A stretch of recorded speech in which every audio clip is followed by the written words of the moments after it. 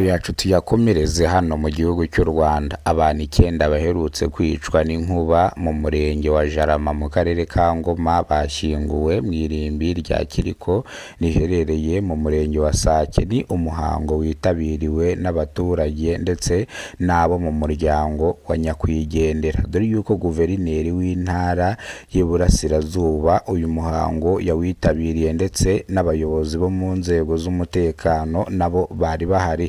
Ni mu gihe abashyinguraga bari bafite intimba, agahinda ndetse n'amarira menshi cyane, aho urupfu rwa bano bantu 9 bitabye Imana rwarijije abanyarwanda benshi cyane. Abandi batangira kwifata ku munwa, abandi basuka intimba y'amarira, ariko bibaho bajye bavuga ngo nawe uhora ubabaye agahinda nikica ahubwo kagira mubi.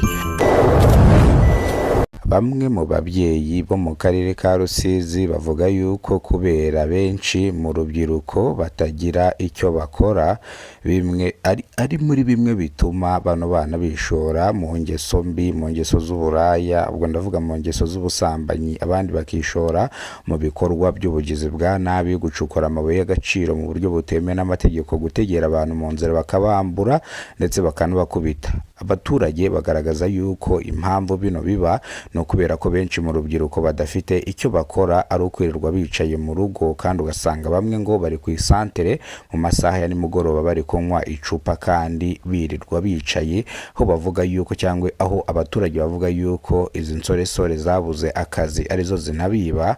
Rero bityo bakaba bashaka ko hano haza umuterankunga cyangwa umuntu ushobora gutanga akazi nka rwiyemezamirimo, akaba yabahereza akazi kugira ngo bikure mu bukene.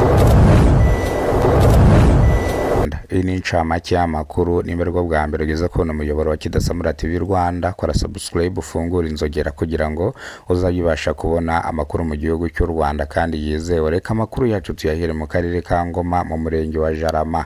Abantu 9 baherutse kwicwa n'inkuba mu murenge wa Jarama mu karere ka Ngoma bashyinguwe mu irimbi rya Kiriko riherereye mu murenge wa Sake. Ni umuhango witabiriwe n'abaturage benshi barimo abo mu muryango wa nyakwigendera, ndetse guverineri w'intara y'Iburasirazuba nawe yitabiriye uyu muhango wo gushyingura aba bantu 9 bapfuye bakubiswe n'inkuba.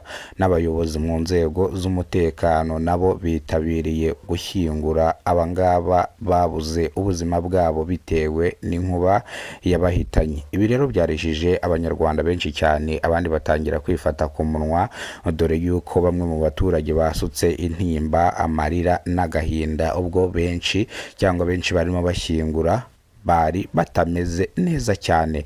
Reka amakuru yacu tuyerekeze mu karere ka Rusizi. Bamwe mu babyeyi bo mu karere ka Rusizi bavuga ko kuba benshi mu rubyiruko batagira icyo bakora ari bimwe mu bituma bishora mu ngeso zirimo ubusambanyi n'izindi zangiza ubuzima bwabo. Ni mu gihe abaturage bagaragaza imbogamizi bakunze guhura nazo bitewe na runo rubyiruko rutagira icyo rukora. Bavuga yuko uru rubyiruko rwishora mu bikorwa by'ubugizi bwa nabi, ubusambanyi, ubwambuzi ndetse no kujya gucukura amabuye mu buryo butemewe n'amategeko. Bivuze ngo bajya gucukura amabuye mu birombe byahagaritswe n'amategeko, ugasanga bamwe ngo bahaburiye ubuzima, abandi barahakomerekeye. Bityo rero abaturage bakaba basaba ko haza rwiyemezamirimo, dore ko hano bavuga yuko hari ibirombe byinshi bicukura amabuye y'agaciro, ko haza rwiyemezamirimo akaza agatanga akazi, agatangira kujya acukura amabuye y'agaciro kugira ngo bano baturage babashe kubona akazi, bave mu bukene kugira ngo bahunge ibibazo. Ni mu gihe abaturage bongera kugaragaza imbogamizi ikomeye cyane y'irondo ry'umwuga. Abaturage bavuga yuko batanga amafaranga ibiceri 200 bya buri kwezi kugira ngo irondo ry'umwuga ricunge umutekano neza, ariko kugeza izi saha bavuga yuko bibwa ntacyo bitayeho, kandi bavuga yuko bibwa n'abantu banyerondo bacunga irondo ry'umwuga. Imva n'imvano kugira ngo abantu baturage bashinze irondo ry'umwuga ko babiba byagenze biti. Ryari ku ijoro ryo kuwa gatanu, ubwo bano banyerondo bafatwaga bafite ingurube, bakiregura bavuga yuko bayambuye igisambu bari bayijyanye ku kagari kugira ngo bazatangaze nyirayo bazayimuhe. Gusa ibi ntago byari byo. aba banyerondo nibo bari bibye iyi ngurube. Haje gukorwa iperereza cyangwa baje kugenzura kugira ngo bamenye se iyi ngurube yibwe ite, byagenze gute kugira ngo yibwe. Basanga iyi ngurube yibwe n'abanyerondo, basaba imbabazi, bemera icyaha, barababarirwa. Ariko abaturage bavuga yuko irondo ry'umwuga ryabo rikora nabi, bakwiye kurihindura, aho basabye abayobozi bo mu nzego z'ibanze, ba mudugudu, mutwara sibo ngo bahindure bano banyerondo. Banga kubahindura, ikibazo bakigeza ku kagari, kigera ku kagari rero barababwira ati nta kibazo, abanyerondo tuzabahindura.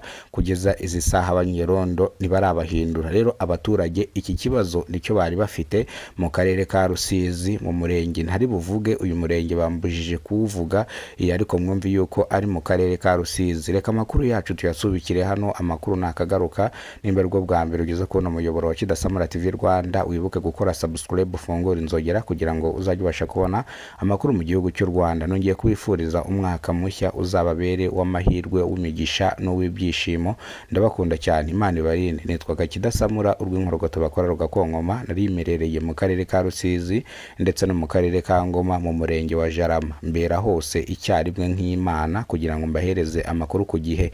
Ntibizabatangaza ndi kubabwira amakuru yo mu bice bitandukanye, kubera ko dufite abambasaderi cyangwa dufite abanyamakuru baba bari impande n'impande bari gushaka amakuru, bagahita bayaduha, natwe tukahita tuyatangaza. Murakoze cyane, Imana ibarinde, ibahezagire, ibahereze umugisha, ubuzima buzira umuze, ibyo mwasengewe bizasubizwe mu izina rya Yesu.